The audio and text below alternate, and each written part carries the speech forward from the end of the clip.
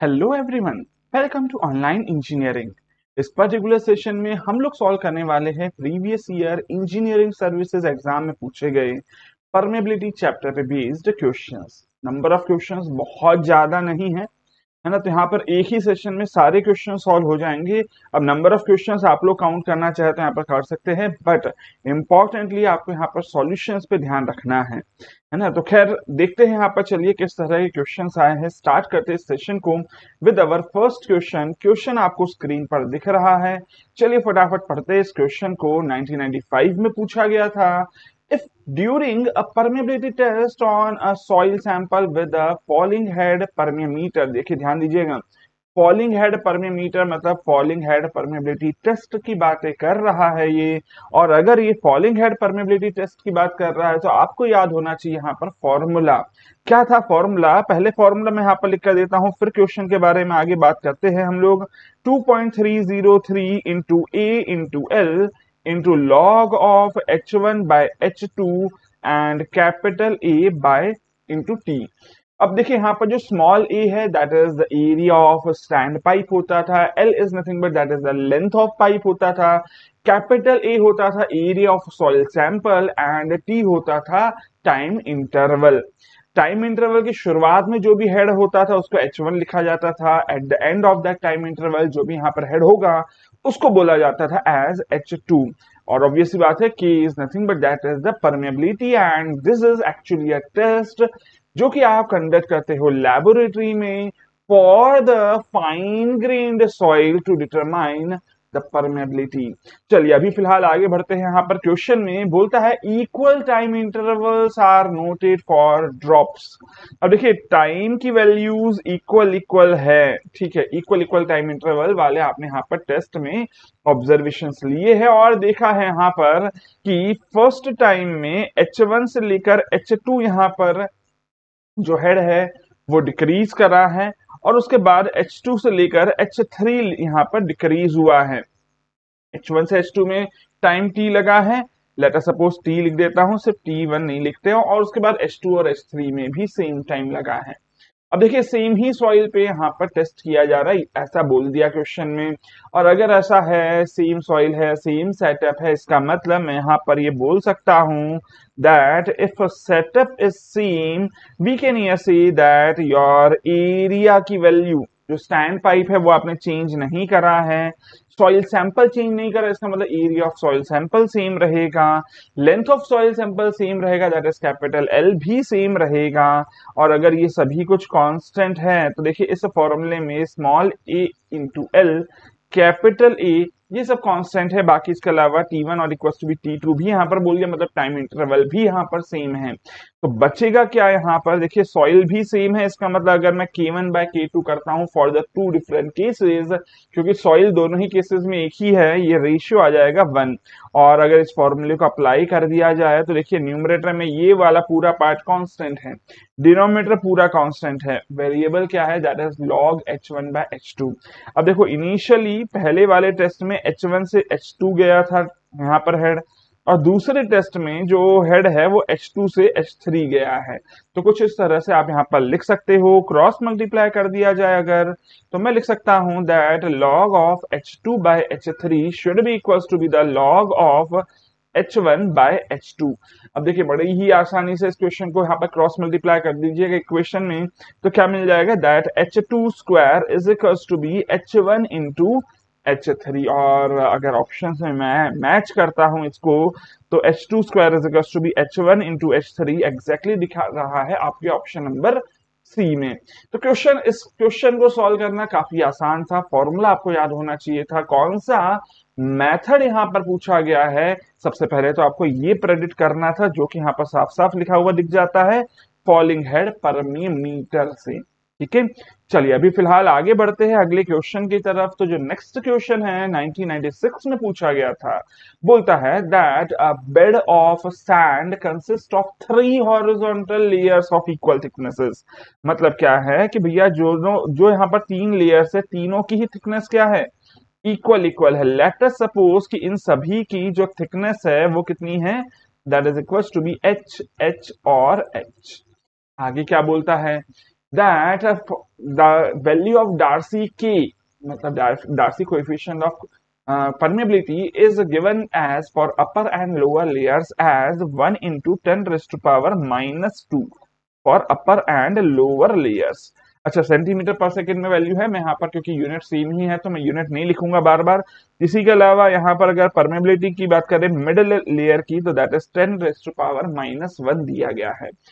आगे पूछता है that the ratio of permeability of the bed in the horizontal direction to that of the vertical direction, मतलब horizontal to vertical permeability का ratio पूछा जा रहा है।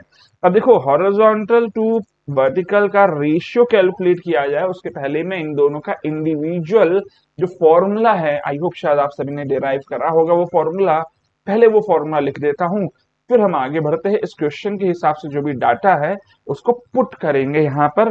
कि हॉरिजॉन्टल की बात कर लेते हैं, तो that is given as K1H1 plus K2H2 plus K3H3। अच्छा, हॉरिजॉन्टल मतलब पैरेलल टू बेडिंग प्लेन भी फ्लो बोला जाता है, divided by H1 plus H2 plus H3 divided by K vertical की बात कर ले परपेंडिकुलर टू बेडिंग प्लेन, इसको बुलाया जाता है।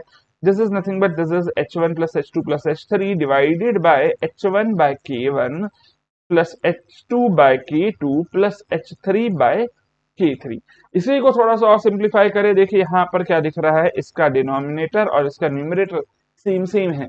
ऑब्वियसली बात है, डिवाइड करेंगे तो इसका स्क्वायर बन जाएगा, तो मैं यहाँ पर लिख सकता हूँ K1H1 plus K2H2 plus K3H3 divided by H1 plus H2 plus H3 का होल स्क्वायर, क्योंकि दो बार आया है सेम टर्म, एंड आगे यहाँ पर मल्टीप्लाई करना होगा हम लोगों को क्या, that is your H1 by K1 plus H2 by K2 plus H3 by K3। ठीक है, अब देखिए यहाँ पर क्वेश्चन में क्या बोल दिया, H1 H2 H3 तीनों की तीनों बराबर बराबर है। सो मैं यहाँ पर लिख सकता हूँ that for H1 equals to be H2 equals to be H3 is equals to be, let us suppose small h लिख देते हैं हम लोग। तो यहाँ से क्या देखने को मिलता है that K horizontal to K vertical का जो रेशियो आएगा उसमें क्या बन जाएगा, K1 plus K2 plus K3, और देखो यहाँ पर आ जाएगा डिनोमिनेटर में आ जाएगा थ्राइज ऑफ h का स्क्वायर, मतलब 9h स्क्वायर हो जाएगा, तो इधर मैं 9 लिख रहा हूं, है ना। आगे ऑब्वियसली बात है, एक h इसका यहाँ से ऊपर न्यूमरेटर से कैंसिल आउट होगा और एक h इधर से इस वाले न्यूमरेटर से कैंसिल आउट होगा, है ना। तो आगे देखो जरा क्या बचेगा, that is equal to be 1 by K1 plus 1 by K2 plus 1 by K3।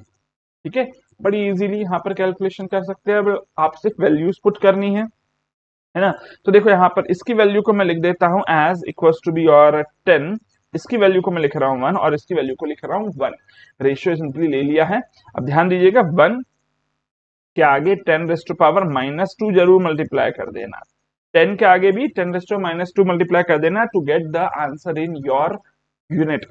ठीक है, तो अभी चलिए यहाँ पर वैल्यूज पुट करते हैं। 1 प्लस 10 प्लस 1, देखो एग्जाम में किस तरह से क्वेश्चन सॉल्व करना है विदाउट कैलकुलेटर, वो भी एक कला है, आर्ट है ना। उसके लिए थोड़ी सी प्रैक्टिस करनी पड़ेगी कि किस तरह से आपको अपने स्टेप्स को थोड़ा सा सिंप्लीफाई करना है, प्रैक्टिस लगेगी उसमें, है ना। अब डांस भी एक आर्ट का फॉर्म है, सीखना पड़ता है, प्रैक्टिस करनी पड़ती है, सिर्फ वीडियोस देखकर काम नहीं बनता है ना।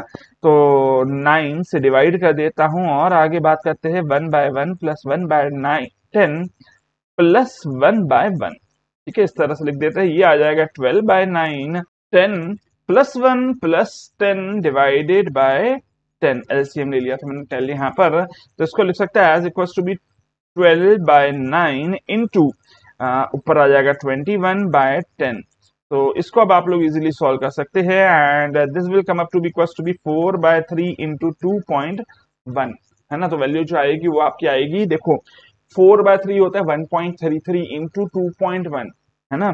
सो अगर मैं यहाँ पर बात कर रहा हूँ 4 इंटू 2 दैट इज 8 होता है, तो 8 बाय 3 करूंगा तो 2.67 आएगा, 2.67 से थोड़ी सी वैल्यू ज्यादा आ जाएगी, यस और नो। तो मैं यहाँ पर बोल सकता हूँ that will be around 2.8:1, that is exactly given in your option number B. 2.67 मैंने बोला था, उससे थोड़ा सा ज्यादा आना चाहिए। तो यहाँ पर देखो इसी तरह से अप्रोक्सीमेशंस करके आपको क्वेश्चंस को सॉल्व करना चाहिए और इसी की प्रैक्टिस आपको करनी है। आगे बढ़ते हैं अगले क्वेश्चन की तरफ। तो जो नेक्स्ट क्वेश्चन है आपके पास दैट इज टेकन फ्रॉम 1996। क्या बोलता है देखते जरा, पढ़ते हैं क्वेश्चन को।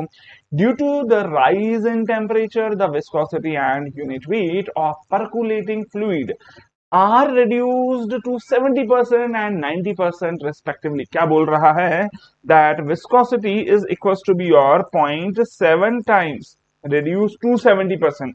मतलब अगर इनिशियली म्यू था तो अब वो 0.7 टाइम्स ऑफ म्यू हो गया है। हाँ या ना, तो चलिए इसको म्यू डैश मतलब नया वाला लिख देता हूं। इन द सेम वे जो हमारा गामा डब्ल्यू है, गामा डब्ल्यू की वैल्यू भी जो नई वाली है वो 90% तक रिड्यूस हुई है।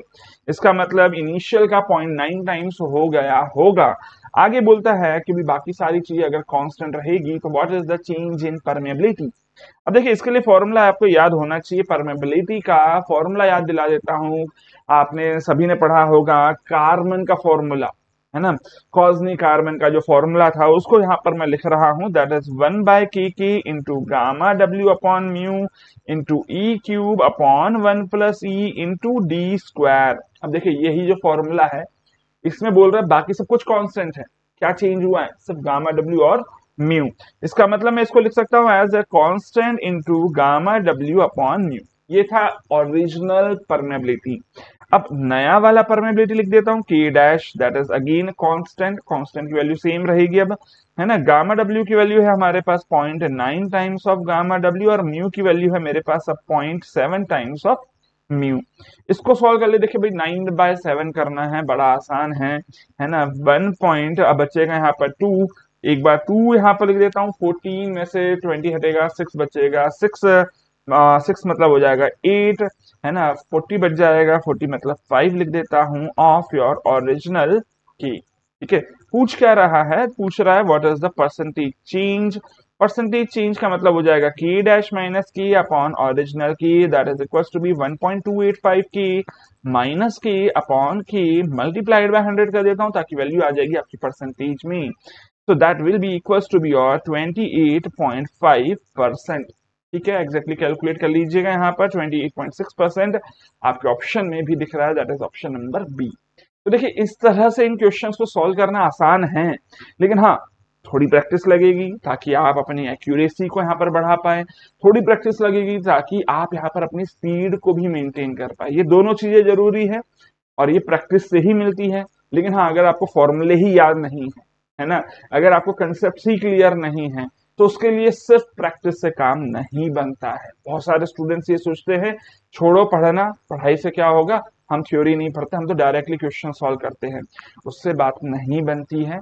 पहले आपके कंसेप्ट, पहले आपकी थ्योरी अच्छे से स्ट्रांग होनी चाहिए, है ना। रिवाइज चलो नहीं ना भी किया हो कोई दिक्कत नहीं है, वो काम जरूर आपका सब्जेक्ट के यहाँ पर क्वेश्चंस के साथ साथ हो सकता है कि भाई बार बार फॉर्मूले को यूज करना पड़ रहा है तो फॉर्मूला अपने आप ही याद हो जाएगा। लेकिन अगर आपको यही नहीं पता कि वो फॉर्मूले का मतलब क्या है, फॉर्मूला कहाँ लगना चाहिए, what is the basic derivation of that particular formula, जो आपको थ्योरी पढ़नी चाहिए वही क्लियर ना हो, तो फिर इन क्वेश्चंस को सॉल्व करने का डायरेक्टली कोई फायदा नहीं है ना। तो पहले प्रॉपर्ली अपने बेसिक कंसेप्ट, डेरिवेशंस, फॉर्मुलेज वगैरह का क्लियर करें और उसके बाद इन क्वेश्चंस को सॉल्व करें।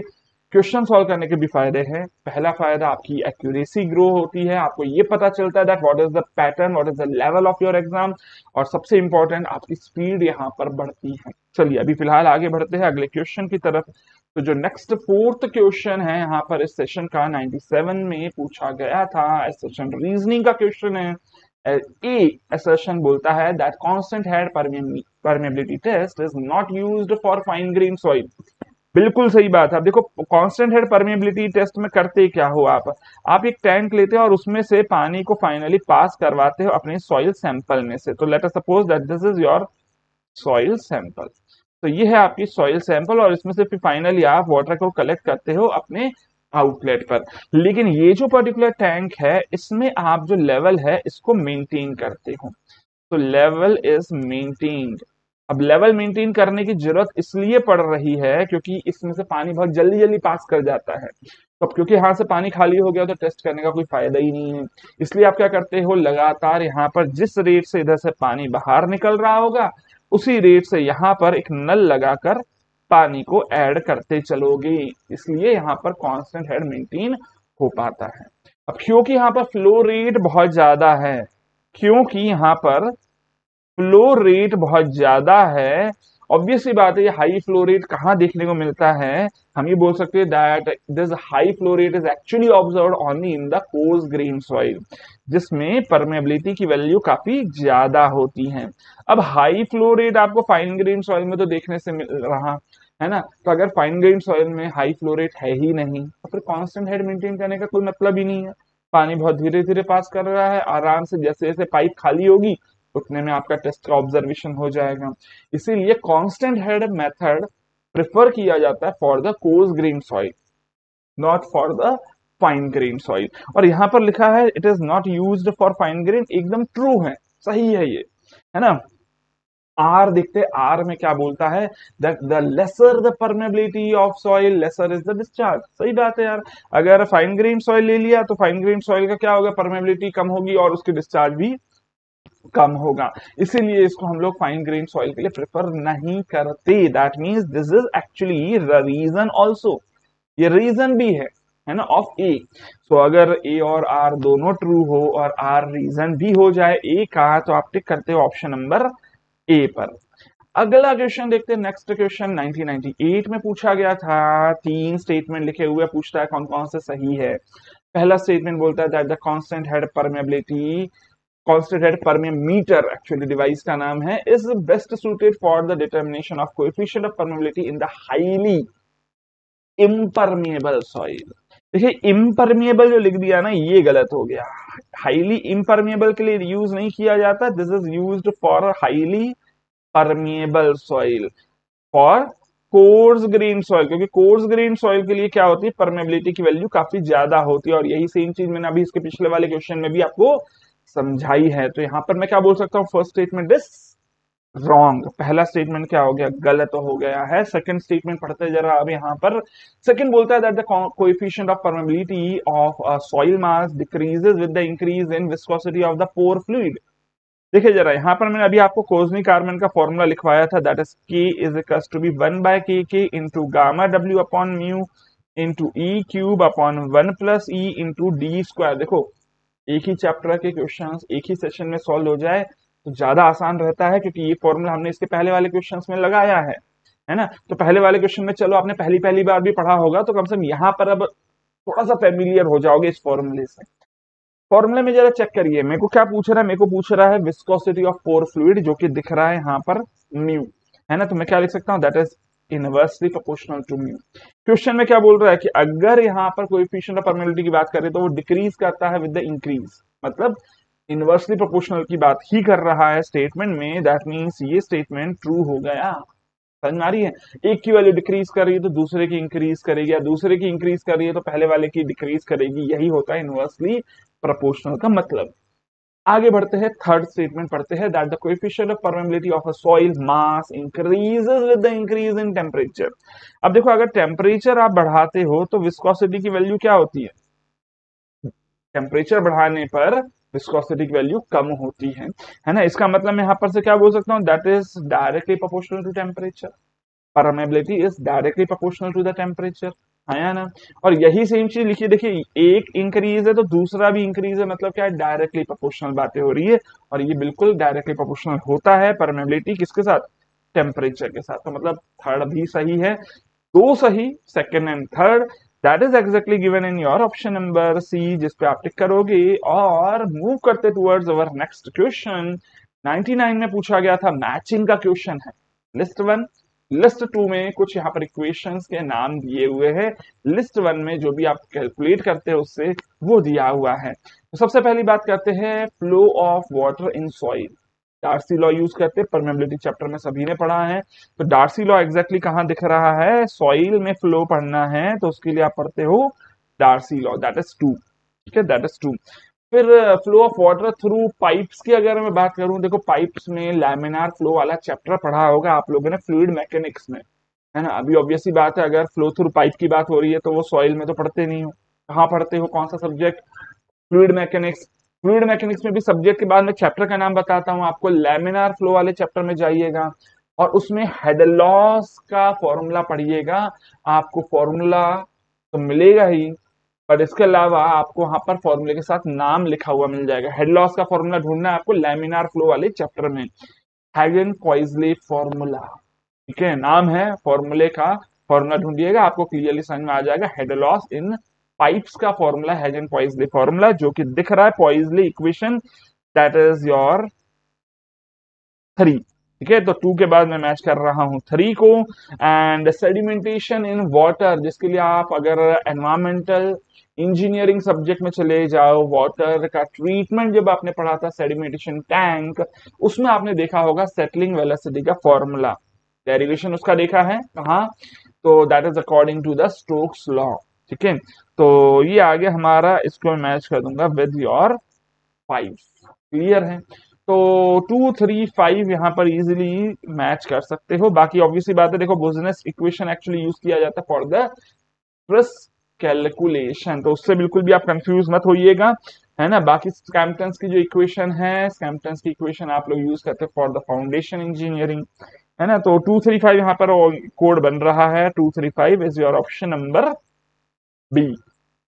आगे बढ़ते हैं, अगला क्वेश्चन है यहाँ पर 2000 में पूछा गया, in a two-layer soil system the top soil and bottom soil are of the same thicknesses, मतलब क्या है, H1 की वैल्यू H है तो H3 की वैल्यू भी H है, टॉप और बॉटम बोल रहा है ना। H2 यहाँ पर मिडल लेयर की हो जाएगी, but the coefficient of permeability of the top layer is twice that of the bottom, मतलब क्या बोल रहा है, फर्स्ट जो टॉप लेयर है उसकी परमेबिलिटी क्या है, ट्वाइस ऑफ द बॉटम है, मतलब ट्वाइस ऑफ K3 है, ठीक है।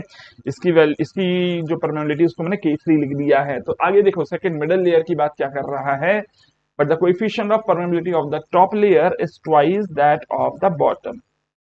When horizontal flow occurs, the equivalent coefficient of permeability of the system will be, अच्छा दो ही लेयर्स थी यहाँ पर, 2 लेयर था, तो ये H3 या फिर K3 लिखने की जरूरत नहीं थी, चलिए मैं मान लेता हूँ 1 और 3 दो ही लेयर्स हैं, है ना। तो पूछ क्या रहा है, equivalent coefficient of permeability, that means जो फ्लो है वो हॉरिजॉन्टल डायरेक्शन में हो रहा होगा, अगर ऐसा है तो मैं यहाँ पर से क्या बोल सकता हूँ, that your K H will be equal to be your K1H1 plus K2H2 plus divided by H1 plus H2।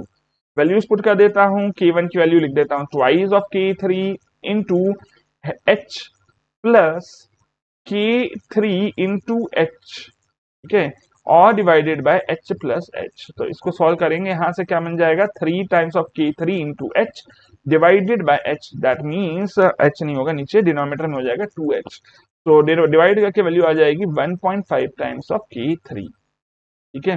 तो बड़ी आसानी से क्वेश्चन यहाँ पर कैलकुलेट करके सॉल्व हो जाता है। ध्यान दीजिएगा जो बॉटम लेयर है उसकी परमेबिलिटी को K लिख दिया गया था क्वेश्चन में ही, ठीक है। तो 1.5 times of K is given in your option number B, जिस पे आप टिक करेंगे और फिलहाल आगे बढ़ेंगे। अगला क्वेश्चन देखते हैं, इस सेशन का 2001 में पूछा गया था। भाई कुछ डाटा दे दिया गया है और डाटा के पहले लिखा हुआ है कांस्टेंट हेड परमियोमीटर, मतलब कांस्टेंट हेड परमिबिलिटी टेस्ट पे बेस्ड क्वेश्चन है। डिस्चार्ज इज इक्वल टू भी होता है KIA, ये फॉर्मूला सिंपली याद रखना है। और क्वेश्चन में पूछा जा रहा है कोएफिशिएंट ऑफ परमेबिलिटी, मतलब इसी फॉर्मूले को थोड़ा सा रीअरेंज करा जा सकता है as Q divided by IA is your permeability. Discharge की वैल्यू देखिए क्वेश्चन में दिया हुआ है 10 सेंटीमीटर क्यूब पर सेकेंड, इसी का मतलब सेंटीमीटर क्यूब है ना। तो मैं लिख देता हूं यहाँ पर 10 सेंटीमीटर क्यूब पर सेकेंड। आई की वैल्यू भी क्वेश्चन में दे दी गई है S10 और एरिया की वैल्यू दे दी गई है 100 सेंटीमीटर स्क्वायर।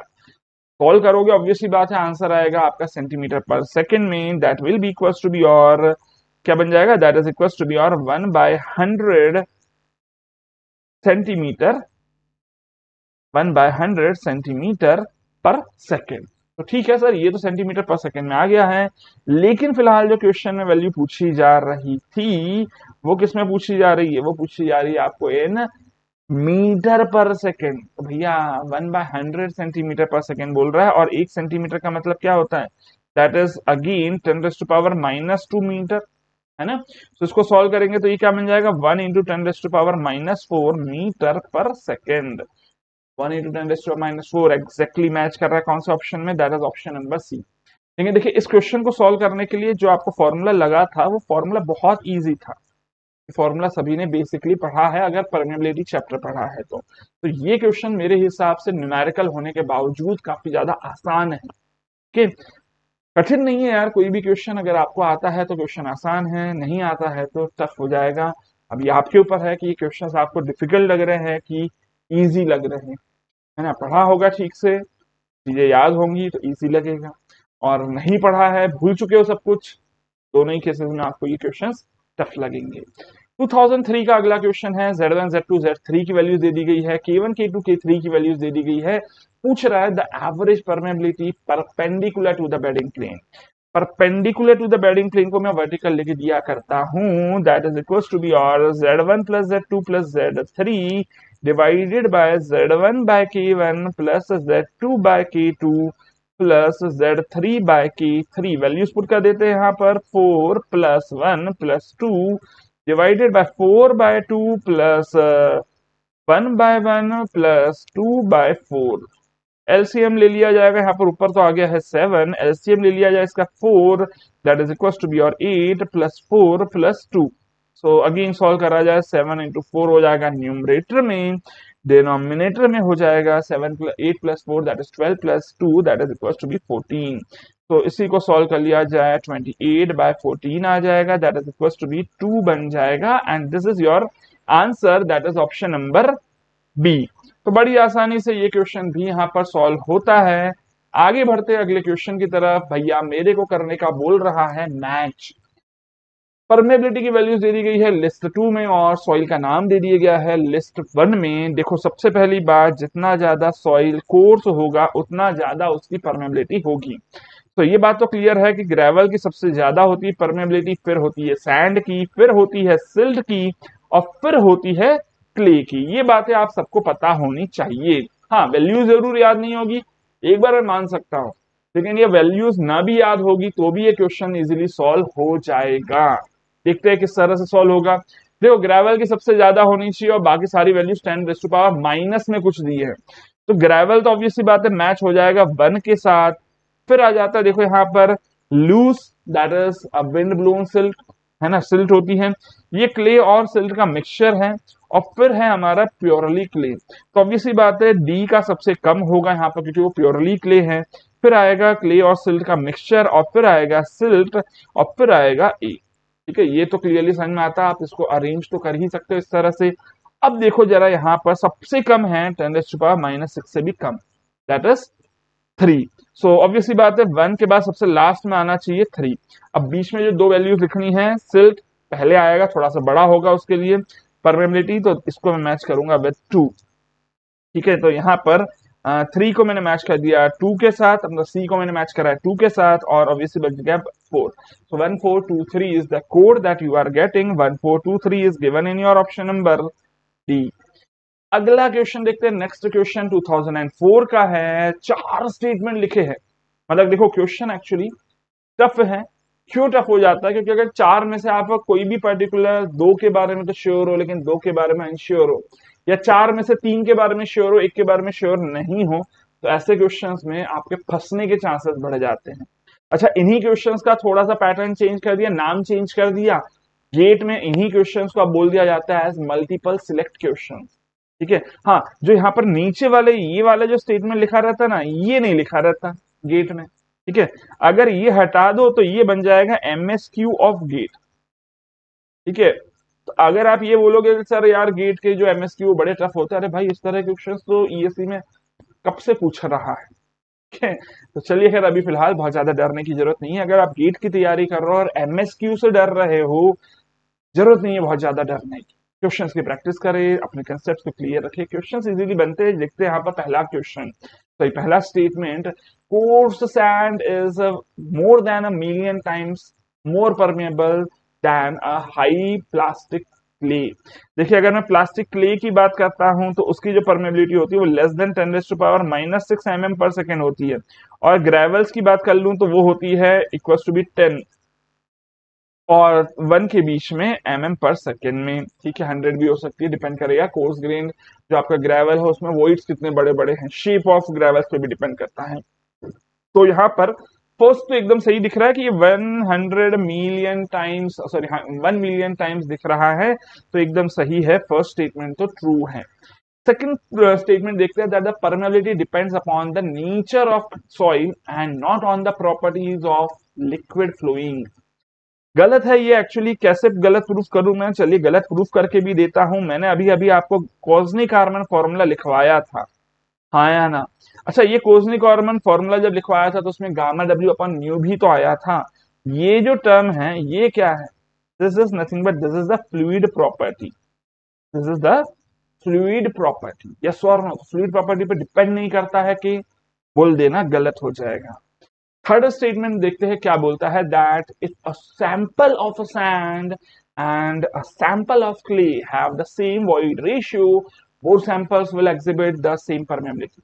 देखो एक्चुअली ऐसा नहीं है, परमेबिलिटी सिर्फ वॉइड्स पे डिपेंड नहीं करती, ठीक है? परमेबिलिटी के लिए इंपॉर्टेंट है इंटर कनेक्शन ऑफ वॉइड्स, क्योंकि एक्चुअली वाटर को फ्लो करने के लिए चाहिए यहां पर कैसा वॉइड? कंटिन्यूअस एक चैनल चाहिए जिसमें वाटर फ्लो कर पाएगा। तो अगर वॉइड्स इंटरकनेक्टेड होंगे तभी जाके उनका फायदा है। वैसे तो अगर मैं क्ले की बात कर लूं, क्ले में वॉइड्स ज्यादा होते हैं, क्ले ज्यादा पोरस होती है, लेकिन उसमें परमेबिलिटी की वैल्यू कम होती है, तो ये बोल देना गलत हो जाएगा, थर्ड स्टेटमेंट फॉल्स है। फोर्थ देखते हैं, permeability of soil decreases as the effective stress increases. बिल्कुल सही बात है। देखो यार, अगर इफेक्टिव स्ट्रेस बढ़ा, इसका मतलब कि यहाँ पर जो कंप्रेशन है सॉइल का वो हो जाएगा, है ना? कंप्रेशन होगा, सेटलमेंट होगा, मतलब वॉइड रेशियो की वैल्यू कम होगी, और वॉइड रेशियो कम हुआ, वॉइड कम हुआ, तो परमेबिलिटी की वैल्यू भी क्या हो जाएगी? डिक्रीज कर जाएगी। परमेबिलिटी की वैल्यू भी क्या हो जाएगी? डिक्रीज कर जाएगी। समझ में आ रही बात? तो ऑब्वियसली बात है, ये बोलना सही है कि अगर इफेक्टिव स्ट्रेस इंक्रीज करता है तो परमेबिलिटी डिक्रीज करता है, जो कि एकदम सही है। फोर्थ भी सही है, 1 एंड 4 आर ट्रू, जो कि एग्जैक्टली दिख रहा है आपके ऑप्शन नंबर सी में। अगर यही क्वेश्चन गेट में आता तो आपको टिक करना होता ए और डी ऑप्शन पे, ठीक है? चलिए अभी आगे बढ़ते हैं नेक्स्ट क्वेश्चन की तरफ। 2004 का क्वेश्चन है, और एक्चुअली ये क्वेश्चन काफी हद तक सिमिलर है हमारे पहले क्वेश्चन से, इसी सेम सेशन का पहला क्वेश्चन चेक करिएगा एक बार। बट अभी फिलहाल इस क्वेश्चन को भी सॉल्व करते हैं अपन लोग, है ना? हर क्वेश्चन मेरे लिए तो नया है, आप लोगों के लिए पुराना हो सकता है, क्योंकि आपको यहाँ पर अपनी प्रैक्टिस करनी है, ठीक है? मुझे सारे क्वेश्चन सॉल्व करवाने, कोई भरोसा नहीं कब कौन सा स्टूडेंट कौन से क्वेश्चन में अटक जाए, ठीक है? तो कोई भी क्वेश्चन को आप लोग हल्के में नहीं लेंगे, सारे क्वेश्चन सॉल्व करेंगे, क्योंकि पता नहीं किस स्टूडेंट को जरूरत पड़े इस क्वेश्चन को प्रॉपरली सॉल्व करके दिखाने की। तो क्या बोलता है, that in a falling head permeability test. पहली बात, फॉलिंग हेड परमेबिलिटी टेस्ट की बातें हो रही है। फॉर्मूला अगेन वापस से लिखकर दे देता हूं, that is 2.303 into A into L log of H1 by H2 divided by capital A into T, ठीक है? क्या बोल रहा है आगे, that the time taken for the head of fall from H0 to H1, H0 से H1 जाने में जो टाइम लग रहा है दैट इज टी है। फिर आगे बोलता है that the time the test is repeated with the same initial head, same initial head H0 तक गया से H डैश पहुंच गया है कितने टाइम में? T/2 टाइम में, ये लिख रहा है T/2। फिर आगे क्या बोलता है देखिए जरा यहाँ पर, which of the following equation is true, ठीक है? तो इक्वेशन बनानी है, देखो सेम सेटअप है, सॉइल भी सेम है, इसका मतलब मैं क्या बोल सकता हूँ कि K1/K2 की वैल्यू क्या आ जाएगी? रेशियो 1 आ जाएगा। सेम सेटअप मतलब area of stand pipe, length of soil और एरिया ऑफ सॉइल सैंपल सब सेम रहेगा, है ना? सो मैं यहाँ पर से क्या बोल सकता हूँ, देखो सिर्फ टाइम चेंज हो रहा है। पहले वाले का टाइम कितना है? T है, लॉग ऑफ H0/H1, ये हो गया फर्स्ट टेस्ट की बात, है ना? और सेकेंड वाले टेस्ट में क्या दिख रहा है? टाइम है T/2, लॉग ऑफ H0 से लेकर H डैश हो गया है, ठीक है? तो देखिए इसी को मैं यहाँ पर लिख सकता हूँ एज इक्वल टू बी, और 1 इज इक्वल टू बी, चलिए एक काम करता हूँ, क्रॉस मल्टीप्लाई ही कर देता हूँ, तो ये आ जाएगा twice of log of H0/H dash is equal to be, और लॉग ऑफ H0/H1, ठीक है? इसी को देखिए 2 है सामने, अगर लॉग में तो वो स्क्वायर बन जाएगा लॉग वाली टर्म का, तो H0/H डैश का होल स्क्वायर लिख देता हूं इज इक्वल्स टू बी, और H0/H1 लिख देते हैं। तो इसी को क्रॉस मल्टीप्लाई कर दिया जाए, क्या बच जाएगा? देखिए H1 H डैश का square, H dash square is equals to be, और H1 into H0 square divided by H0, H dash का स्क्वायर हो जाता है equal to be h1 into H naught. H dash की वैल्यू आ जाएगी under root of h1 into H naught. h1 into H naught का यहाँ पर जो प्रोडक्ट है वो एग्जैक्टली दिख रहा है कौन से ऑप्शन में, that is in your option number D. मेरे हिसाब से अगेन देखो ये क्वेश्चन भी सिमिलर था जो आपका पहला क्वेश्चन था उसके, लेकिन हाँ थोड़ी सी कैलकुलेशन में टाइम लग सकता है इस क्वेश्चन में। फिलहाल आगे बढ़ते हैं नेक्स्ट क्वेश्चन की तरफ। 2004 में पूछा था, असर्शन रीजनिंग का क्वेश्चन है। पहला स्टेटमेंट बोलता है assertion as the drained test using triaxial test apparatus are useful in the study of drainage through the soil sample and hence the permeability of the soil sample।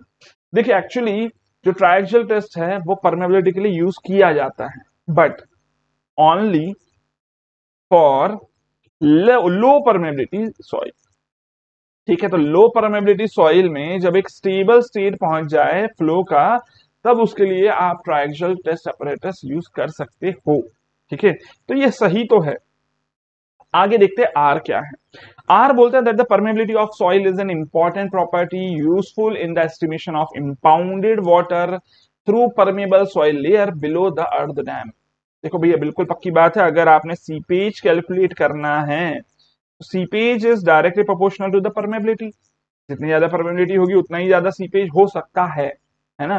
तो obvious सी बात है permeability तो पता होनी चाहिए seepage calculate करने के लिए, तो ये भी सही है। लेकिन ये दोनों एक दूसरे से रिलेटेड नहीं है, ये दोनों एक दूसरे से रिलेटेड नहीं है ना। ट्रायक्सियल टेस्ट एक लैब में होने वाला टेस्ट है और यहाँ तो आर में तो फील्ड की बातें हो रही है, तो ऑब्वियसली बात है ये दोनों एक दूसरे से बिल्कुल भी रिलेटेड नहीं है। दैट मीन्स मैं टिक कर दूंगा ऑप्शन नंबर बी पर। फिलहाल आगे बढ़ते हैं अगले क्वेश्चन की तरफ। 2005 में पूछा गया क्वेश्चन है that a soil deposit has 3 layers having the same thickness. Same thickness है मतलब h1 equals to be h2 equals to be h3 बोला जा सकता है ना। फर्स्ट वाले का यहाँ पर 1:2:4 भी रेशियो दे दिया गया था फॉर द परमेबिलिटी। तो पहले की अगर मैं K1 ले लेता हूं तो दूसरे की हो जाएगी 2 टाइम्स ऑफ K, तीसरे की हो जाएगी 4 टाइम्स ऑफ K। तो पूछ क्या रहा है that what is the ratio of permeability in the horizontal direction to that of the vertical direction. तो भैया देखो चलो पहले हॉरिजॉन्टल निकाल लेता हूँ, K1 into Z1 plus K2 into Z2 plus K3 into Z3 divided by Z1 plus Z2 plus Z3 होता है फॉर्मूला। तो K into H plus 2K into H plus 4K into H. ठीक है, 4K है ये। ठीक है, आगे बढ़ते हैं divided by H1 plus H2 plus H3। सबके सब इक्वल इक्वल है इसलिए HH लिख रहा हूं, तो ये बन जाएगा 1 plus 2 plus 4 into K divided by 3। तो that is equal to be your 7 by 3 times of K। आगे बढ़ते हैं K वर्टिकल निकालते हैं। K वर्टिकल के लिए फॉर्मूला क्या होता है that is Z1 plus Z plus 2 plus Z3। तो ये तो हो गया numerator divided by H by या फिर Z1 बाय K1 है ना। तो H by K1 plus H by 2K plus H by 4K है ना। इसका अब एक काम करते हैं, इसका ले लेते हैं यहाँ पर LCM। तो ये हो जाएगा 3 डिवाइडेड बाय LCM लेता हूं यहाँ पर 4, 4 प्लस 2 प्लस 1 लिख सकते हैं, इसी को 12 बाय 7 आ जाएगा। So this is K vertical. पूछा क्या था, पूछा गया था K horizontal to K vertical का रेशियो। तो क्या आ जाएगा दैट इज 7 बाय 3। अच्छा यहाँ पर साथ में K भी मल्टीप्लाई कर दीजिएगा है ना। तो 7 bye 3K divided by 12 bye 7K। तो इसी को मैं लिख सकता हूँ 7 by 3 into 7 by 12 that is equal to be 49 by 36। Simply ratio पूछा गया था। 49:36 is exactly given in your option number D. अब देखो क्वेश्चन में फॉर्मूला सबको याद है ना, सबको याद है, अभी तक तो याद हो ही गया होगा, इसके पहले भी क्वेश्चंस करे हैं। अब उसके बाद भी अगर आंसर नहीं आ रहा, इस क्वेश्चन में कोई और गलती नहीं हो सकती, सिर्फ कैलकुलेशन की मिस्टेक है। अपना प्रेजेंस ऑफ माइंड डेवलप करे, थोड़ी प्रैक्टिस करे, इस तरह की मिस्टेक्स नहीं होनी चाहिए आपसे। आगे बढ़ते हैं, अगला क्वेश्चन देखते हैं। यहाँ पर क्वेश्चन नंबर 15 है इस सेशन का। 2007 में पूछा गया था consider the following statements organic matter increases the permeability. अब देखो एक्चुअली कोई भी अगर इम्प्यूरिटी है, कोई भी इम्प्यूरिटी है तो वो क्या करती है, फिल करती है वॉइड्स को। ठीक है, कोई भी इम्प्योरिटी चाहे वो परमेबल हो, इम्परमेबल हो, ऑर्गेनिक हो, इनऑर्गेनिक हो, कैसी भी परमेबिलिटी हो, एनी पर इम्प्योरिटी सॉरी एनी इम्प्योरिटी क्या करती है, वॉइड्स को फिल करती है। और अगर वॉइड्स को फिल करती है इसका मतलब परमेबिलिटी की वैल्यू क्या करेगी, डिक्रीज करेगी, चाहे वो ऑर्गेनिक हो चाहे इनऑर्गेनिक हो। तो organic matter increases the permeability लिख दिया है, ये तो गलत हो गया ना। सेकंड क्या बोलता है, इंट्रैप्ड एयर डिक्रीजेस द परमेबिलिटी, बिल्कुल सही बात है। अगर वॉइड्स के अंदर बीच में एयर इंट्रैप्ड है तो वो पानी को पास नहीं करने देता, तो वो क्या करता है, परमेबिलिटी को कम कर देगा। तो ये सही है, सिर्फ टू सही है। दैट मीन्स आप टिक करोगे ऑप्शन नंबर बी पर। अगला क्वेश्चन देखते हैं 2009 का। अगेन तीन स्टेटमेंट लिखे, पूछता है कौन कौन सा सही है। Permeability of a soil decreases as the effective stress acting on the soil increases. अगर इफेक्टिव स्ट्रेस इंक्रीज हुआ तो सॉइल क्या करेगी, सेटल करेगी, कंप्रेस करेगी। मतलब वॉइड्स की वैल्यू क्या करेगी, डिक्रीज करेगी। और वॉइड्स की वैल्यू अगर डिक्रीज करेगी तो परमेबिलिटी की वैल्यू भी क्या होगी, डिक्रीज हो जाएगी। तो ये यहाँ पर लिखा है कि परमेबिलिटी की वैल्यू डिक्रीज करती है अगर इफेक्टिव स्ट्रेस इंक्रीज करता है, ये सही है। सेकंड बोलता है that the presence of organic matter increases it's permeability, पिछले वाले क्वेश्चन में यही गलत था और वही सेम चीज यहाँ पर वापस से लिखी है। ऑर्गेनिक मैटर भी क्या करता है, परमेबिलिटी को डिक्रीज करता है। थर्ड क्या बोल रहे हैं, इंट्रैप्ड एयर डिक्रीजेस द परमेबिलिटी। देखो सेकंड और थर्ड स्टेटमेंट सही सेम है एग्जैक्टली जो पिछले वाले क्वेश्चन में थे। तो 1 एंड 3 यहाँ पर ट्रू है, 1 एंड 3 ट्रू, मतलब ऑप्शन नंबर डी पर टिक करोगे।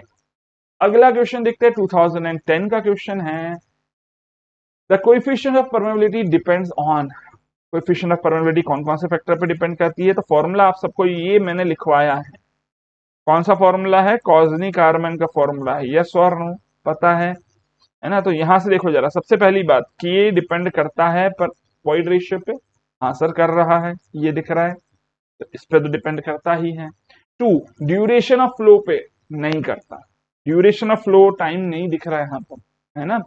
तो ऐसा नहीं कि टाइम के साथ धीरे धीरे परमेबिलिटी चेंज होती जाएगी, ऐसा कुछ नहीं होता, है ना। फिर आगे बोल रहा है equivalent diameter of the soil grain, ये दिख रहा है, देखो डायमीटर वाली टर्म दिख रही है, ये डायमीटर वाली टर्म, तो ये भी सही है। Shape of the particle actually जो अपना ओरिएंटेशन ऑफ ग्रेन्स है और वॉइड रेशियो उसको अफेक्ट करता है। तो shape of grains void ratio और पैकिंग को अफेक्ट करता है, इसका मतलब कि ई को अफेक्ट करेगा, परमेबिलिटी को भी इफेक्ट करेगा। तो यहाँ पर मैं क्या बोल सकता हूँ, 1 3 4 सही है। That means option number C पर टिक कर दिया जाएगा। अगला क्वेश्चन देखते हैं, नेक्स्ट क्वेश्चन अगेन देखो 2012 का क्वेश्चन एक जैसा रिपीट हो रहे हैं। ऑर्गेनिक मैटर क्या करता है, डिक्रीज करता है, एकदम सही है, पिछले वाले क्वेश्चन में एक्सप्लेन कर चुका हूं मैं। इंट्रैप्ड एयर क्या करता है, अगेन वो भी डिक्रीज करता है परमेबिलिटी को, ये भी सही है। तो 1 एंड 2 दोनों सही, मतलब ऑप्शन नंबर सी पर टिक कर दोगे आप, ठीक है। आगे बढ़ते हैं, अगला क्वेश्चन देखते हैं। नेक्स्ट क्वेश्चन अगेन तीन स्टेटमेंट लिखे हैं 2014 का। Knowledge about moisture content is necessary to determine permeability. देखो एक्चुअली अगर मैं बात करूं ना, सॉइल अगर सेचुरेटेड है तो उसकी परमेबिलिटी अलग होगी, अनसेचुरेटेड सॉइल की परमेबिलिटी अलग होगी। और एक्चुअली जो परमेबिलिटी है ना वो एड्सॉर्ब्ड वाटर पे डिपेंड करती है, क्योंकि अगर एड्सॉर्ब्ड वाटर बढ़ गया, अगर एड्सॉर्ब्ड वाटर बढ़ा है तो space for gravitational water decrease कर जाता है। अब ग्रेविटेशनल वाटर वो वाटर होता है जो कि एक्चुअली फ्लो कर रहा है, और एड्सॉर्ब्ड वाटर वो वाटर होता है जो कि सॉइल के ग्रेन्स के सरफेस पर एड्सॉर्ब्ड है। तो जितना एड्सॉर्ब्ड वाटर बढ़ता है उतना ग्रेविटेशनल वाटर के लिए जो स्पेस है वो क्या करता है, डिक्रीज करता है। और अगर space for gravitational water decrease करा तो परमेबिलिटी भी डिक्रीज करेगी। एंड ये जो एड्सॉर्ब्ड वाटर है this is directly proportional to the water content, इसलिए वाटर कंटेंट या फिर मॉइस्चर कंटेंट पता होना जरूरी है ना। और ऑब्वियस सी बात है, यही यहां से अगर जरूरी है तो मैं टिक कर सकता हूँ ऑप्शन जो फर्स्ट स्टेटमेंट है वो ट्रू है। फिर आगे बोलता है that some typical marine clay may have a moisture content as high as 400%। देखो अगर मैं वाटर कंटेंट की बात करता हूं तो वो होता है weight of water, weight of water to the weight of solids, ठीक है। तो कई बार ऐसा हो सकता है कि वॉइड्स इतने ज्यादा हो जाए सॉइल के अंदर कि सारे के सारे वॉइड्स में अगर पानी भर गया तो उसका वेट सॉलिड्स के कंपैरिजन में काफी ज्यादा हो जाए, 4 गुना भी हो सकता है ना। मरीन क्ले की बात कर रहे हैं अगर, तो वहां पर बिल्कुल ऐसा हो सकता है क्योंकि वॉइड ज्यादा है, सॉलिड्स की जो डेंसिटी वो थोड़ी सी कम होती है ना। वॉइड ज्यादा होना का मतलब वेट ऑफ वाटर बढ़ जाता है उस केस में, ठीक है। तो ऐसा बिल्कुल पॉसिबल है। थर्ड क्या बोलता है, sand bath method of moisture content determination is not suitable for the soil containing organic matter. देखो एक्चुअली सैंड बाथ मेथड में क्या होता है, सैंड बाथ मेथड में एक अनकंट्रोल्ड वे में आप हीटिंग करते हो। सैंड बाथ मेथड में क्या करते हो, अनकंट्रोल्ड हीटिंग करते हो। तो लिख देता हूं, सैंड बाथ मेथड में क्या किया जाता है, अनकंट्रोल्ड हीटिंग की जाती है, अनकंट्रोल्ड हीटिंग की जाती है। और अगर अनकंट्रोल्ड हीटिंग होगी तो वहां पर ऑर्गेनिक मैटर हो सकता है कि वेपराइज हो जाए, है ना, ऑर्गेनिक मैटर कैन वेपराइज। जबकि वो एक्चुअली था क्या, वो तो हो सकता था, वो तो एक्चुअली सॉलिड का पार्ट था ना, तो सॉलिड का पार्ट था और सॉलिड्स हमें रिमूव नहीं करने थे जब वाटर कंटेंट निकालना था। तो हो सकता है अगर ऑर्गेनिक मैटर प्रेजेंट हुआ तो वो रिमूव हो जाए in the sand bath method, इसीलिए इसको प्रेफर नहीं किया जाता, जो कि लिखा है सही है ना। तो यहां पर मैं क्या बोल सकता हूँ, 1 2 3 तीनों ही स्टेटमेंट ट्रू है, दैट मीन्स आप टिक कर दोगे ऑप्शन नंबर ए पर। अगला क्वेश्चन देखते हैं, 2015 का क्वेश्चन है, that a stratum of soil having 3 layers of equal thicknesses. मतलब क्या बोल रहा है, Z1 equals to B Z2 equals to B Z3 लिख दिया है ना, बोल दिया क्वेश्चन ने। फिर आगे बोल रहा है टॉप और बॉटम लेयर की जो परमेबिलिटी है, मतलब K1 और K3 जो है उसकी वैल्यू कितनी है, 10⁻⁻⁴ सेंटीमीटर पर सेकेंड। ठीक है, इसको मैं लिख देता हूँ एज 1 यूनिट। और जो मिडल लेयर है, मिडल लेयर की जो परमेबिलिटी है वो दी है 10⁻³ सेंटीमीटर पर सेकेंड। तो इसको मैं लिख देता हूँ 10। ठीक है, अब ध्यान दीजिएगा 1 का मतलब है 10⁻⁴। कैलकुलेशन इजी करनी है भाई, है ना, ये करना पड़ेगा, इस तरह की ट्रिक्स को अप्लाई करना पड़ेगा एग्जाम टाइम पर। अदरवाइज 10⁻⁴ लेकर चलोगे तो खुद ही कंफ्यूज हो जाओगे, गलत कर दोगे, मिस्टेक कर दोगे। ठीक है, ध्यान रखना, इन छोटी छोटी ट्रिक्स से ही आपके एग्जाम में मार्क्स बढ़ जाते हैं। ठीक है, मार्क्स बढ़ाने के तरीके हैं, ठीक है, अपनी गलतियों को कम करने के तरीके हैं। लेकिन अगर आप इन क्वेश्चंस को सॉल्व करने से ही भागोगे, वीडियोस को प्रॉपर्ली देखने से भागोगे, है ना, पीवाईक्यू की बुक खरीद ली लेकिन उसको सॉल्व करने से भाग रहे हो, तो आप एक्चुअली अपनी प्रॉब्लम से भाग रहे हो। प्रॉब्लम से भागने से सॉल्यूशन नहीं मिलेगा, ये बात को समझिए। ज्यादा आसान है सॉल्यूशंस को समझना वीडियोस में, क्योंकि इस तरह की छोटी छोटी ट्रिक्स को मैं आपको यहाँ पर समझाते जाता हूँ। अभी फिलहाल देखते हैं क्या बोल रहा है, that the horizontal coefficient of permeability is. तो के एच पूछ रहा है, फॉर्मूला क्या है, K1Z1 plus K2Z2 plus K3Z3 divided by Z1 plus Z2 plus Z3। Values put कर देता हूं यहाँ पर, K1 की वैल्यू 1 लिख देता हूं Z, प्लस K2 की वैल्यू को 10 लिख देता हूं Z, और थर्ड वाले को भी 1 लिख देता हूं Z, divided by Z plus Z plus Z। ठीक है, तो ये क्या बन जाता है, देखो देखो ऊपर न्यूमरेटर हो गया 12Z। ठीक है, 12। अब देखिए यहाँ पर 1 को मैंने लिखा था 10⁻⁻⁴, तो क्या बन जाएगा 12 इंटू 10⁻⁻⁴ डिवाइडेड बाय 3। तो ये हो गया 4 इंटू 10⁻⁻⁴ सेंटीमीटर पर सेकेंड। ठीक है, तो देखो सॉल्व करना बड़ा आसान हो गया, बस मैंने 10⁻³ को लिख दिया था 1। क्लियर है, तो आंसर आ गया 4 into 10⁻⁴, that is option number C. अगला क्वेश्चन देखते हैं, नेक्स्ट क्वेश्चन है क्वेश्चन नंबर 21 है एक्चुअली इस सेशन का। 2016 का क्वेश्चन है, बोलता है एक 3 लेयर का सॉइल सिस्टम है, thickness of top and bottom layer are half of the thickness of middle layer.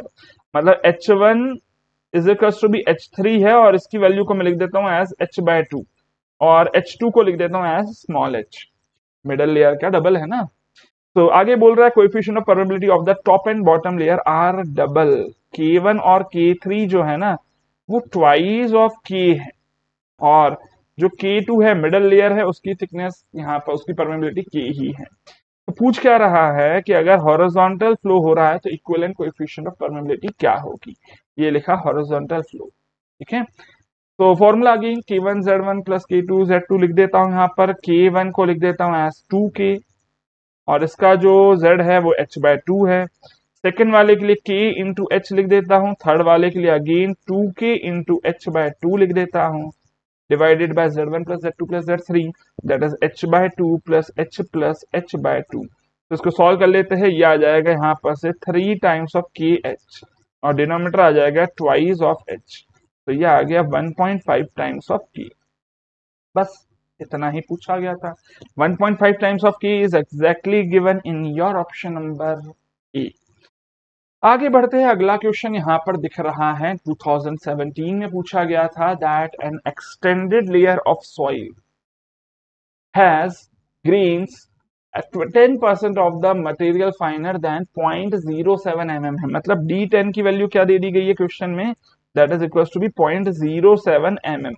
ठीक है, आगे बोल रहा है that the constant to be adopted to determine its permeability is equal to be और 750। पूछता है परमेबिलिटी की वैल्यू क्या होगी। अब देखो परमेबिलिटी D10 के साथ कहीं रिलेटेड है क्या, कोई फॉर्मूला पूरे चैप्टर में पढ़ा हो आपने? एक्चुअली ये फॉर्मूले पे बेस्ड क्वेश्चन इसके पहले नहीं था, है ना। बहुत सारे स्टूडेंट इस फॉर्मूले को देखकर इग्नोर कर देते थे।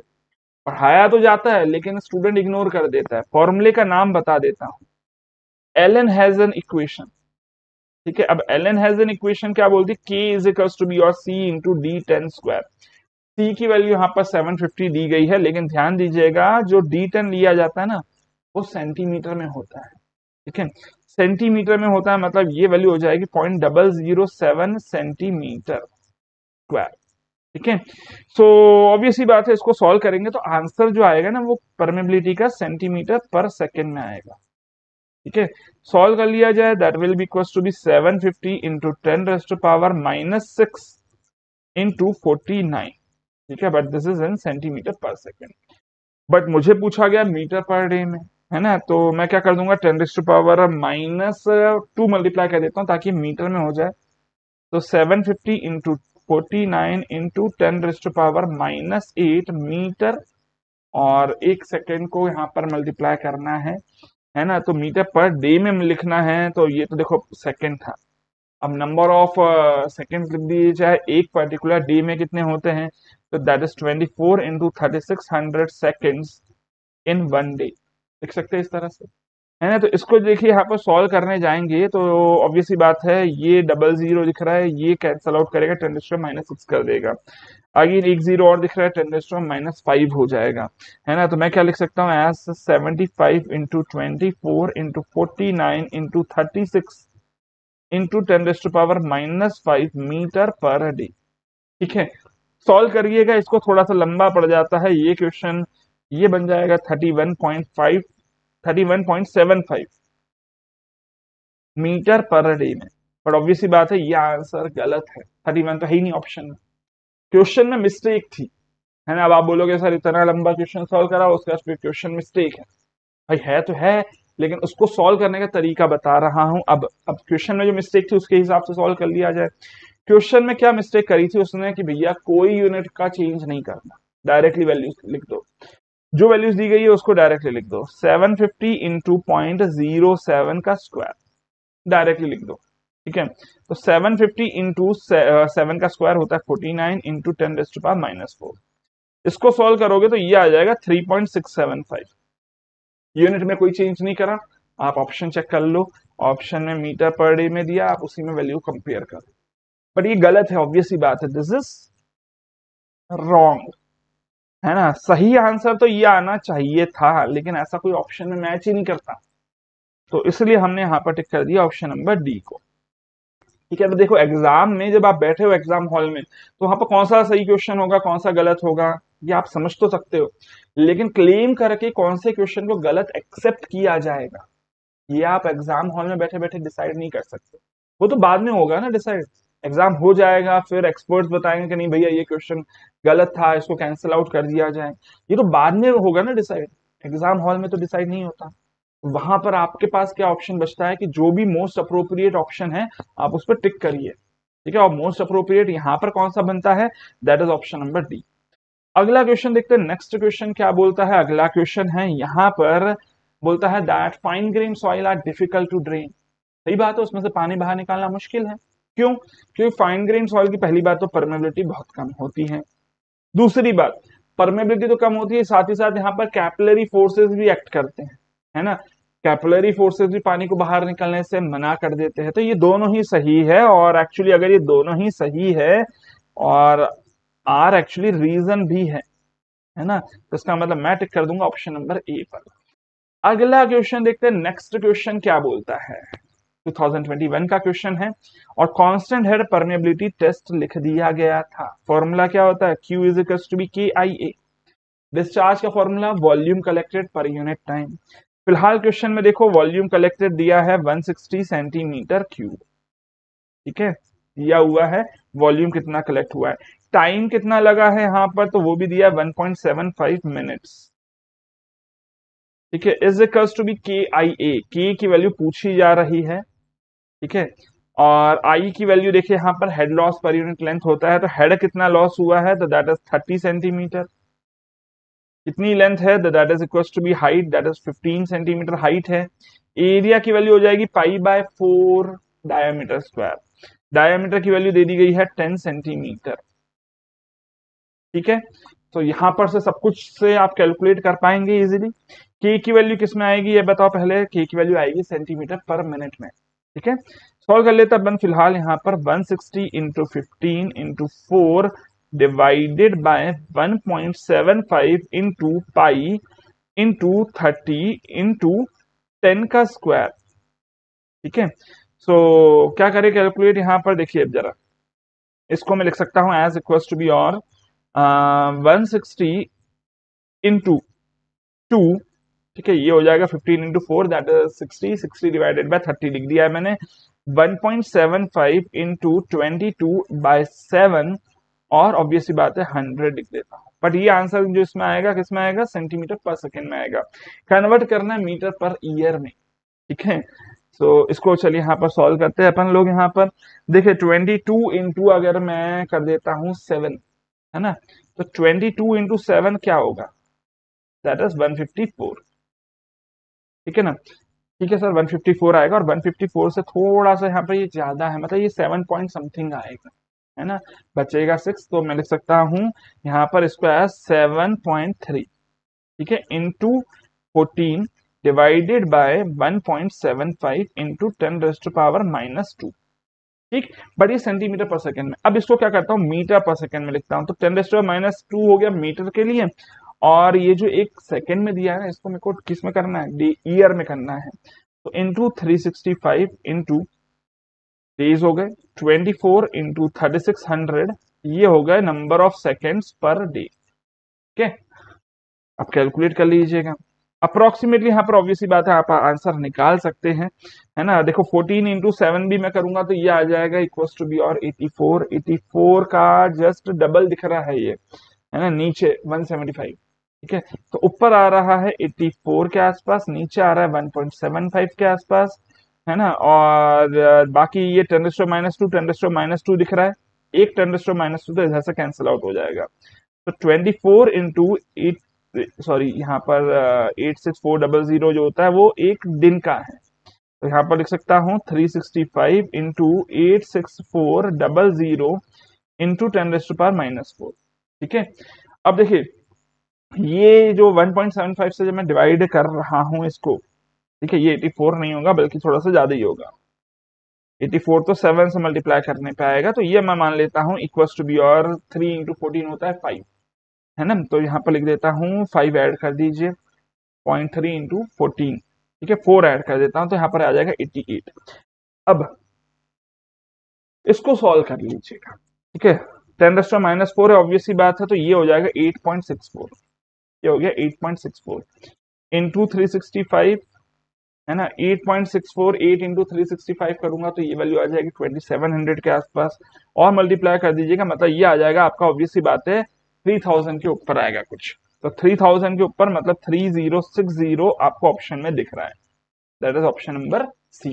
अप्रोक्सीमेटली कैलकुलेशन करना है और कैलकुलेटर होता ही नहीं है एक्चुअली, तो ठीक है, करना है कैसे वो मैंने आपको अप्रोक्सीमेटली समझाया है। अगला क्वेश्चन देखते हैं 2022 का, that which of the following does not affect the permeability. Void ratio के डायरेक्टली प्रोपोर्शनल होती है परमेबिलिटी, है ना, ग्रेन साइज के भी डायरेक्टली प्रोपोर्शनल होती है परमेबिलिटी, क्योंकि जितनी ज्यादा बड़ी ग्रेन साइज उतने ज्यादा बड़े वॉइड्स, है ना। टेम्परेचर की भी डायरेक्टली प्रोपोर्शनल होती है परमेबिलिटी, क्योंकि टेम्परेचर अफेक्ट करता है विस्कोसिटी को, लेकिन शियर स्ट्रेंथ का कोई इफेक्ट नहीं होता, मतलब आंसर क्या हो जाएगा, ऑप्शन नंबर बी, ठीक है। अगला क्वेश्चन देखते हैं, नेक्स्ट क्वेश्चन यहाँ पर क्या बोलता है 2022 का ही है, Which of the following is or are laboratory methods of determination of coefficient of permeability? भाई कांस्टेंट हेड परमेबिलिटी टेस्ट भी होता है और फॉलिंग हेड परमेबिलिटी मेथड भी होता है। ये यूज किया जाता है for the coarse grain soil, ठीक है, और जो नीचे वाला है वो यूज किया जाता है for the fine grain soil. तो अभी दोनों के दोनों ही यूज होते हैं, दोनों यूज होते हैं, मतलब आप टिक कर दोगे ऑप्शन नंबर सी पर। बड़ा आसान था ये क्वेश्चन। अगला क्वेश्चन देखते हैं, दैट 2022 का ही है। For non homogeneous clays the coefficient of permeability in mm per second should be. देखो भैया क्ले की रेंज पूछ दी गई है डायरेक्टली, मैं आपको थोड़ा सा यहाँ पर रेंज बता देता हूं। ग्रेवल्स के लिए होता है 10 to 100 mm पर सेकेंड, ठीक है। सैंड की बात कर लेते हैं तो सैंड के लिए वैल्यू होती है 10 से लेकर 10⁻⁻2 mm पर सेकेंड, है ना। सिल्ट की अगर मैं बात करता हूं तो सिल्ट के लिए वैल्यू होती है 10⁻2 से लेकर 10⁻4 mm पर सेकेंड, है ना। क्लेई सिल्ट की बात कर लेता हूं, मतलब सिल्ट और क्ले दोनों का मिक्सचर अगर है तो होगा 10⁻⁻4 से लेकर 10⁻⁻5 mm पर सेकेंड। और क्ले की मैं बात कर लेता हूं तो that is lesser than 10⁻⁻6 mm per second लिखा जाता है। ये जनरल रेंज है ना, बहुत सारे फैक्टर्स पे डिपेंड करता है, लेकिन एक जनरल रेंज पता होनी चाहिए इस तरह के क्वेश्चंस के। तो आंसर यहाँ पर फिलहाल देखो सबसे कम वाला आप ले लीजिएगा, सबसे कम वाला कौन सा दिख रहा है, that is option number D दिख रहा है, ठीक है, that is option number D. तो आसान था ये क्वेश्चन, और इस तरह के क्वेश्चंस ये एक्चुअली पूछे जाते हैं परमेबिलिटी चैप्टर से। मेरे हिसाब से ये चैप्टर इजी है, जितना आप गेट एग्जाम के लिए पढ़ते हो या फिर जितना आप कन्वेंशनल एग्जाम के लिए पढ़ते हो उस लेवल का ये चैप्टर से सवाल नहीं मिलते हैं। हाँ, नंबर ऑफ क्वेश्चंस 27 थे टोटल, ठीक है। तो नंबर ऑफ क्वेश्चन से एक अंदाजा आप लगा सकते हो, या फिर पिछले आप 10 सालों से आप अंदाजा लगा सकते हो कि इस पर्टिकुलर चैप्टर का कितना ज्यादा वेटेज रहा है आपकी एग्जाम में, ठीक है। तो अभी फिलहाल चलिए इस सेशन को मैं एंड करता हूं, मिलते हैं अगले सेशन में कुछ और नए कंसेप्ट और क्वेश्चंस के साथ। तब तक लगातार पढ़ते रहे, बढ़ते रहे। Happy engineering.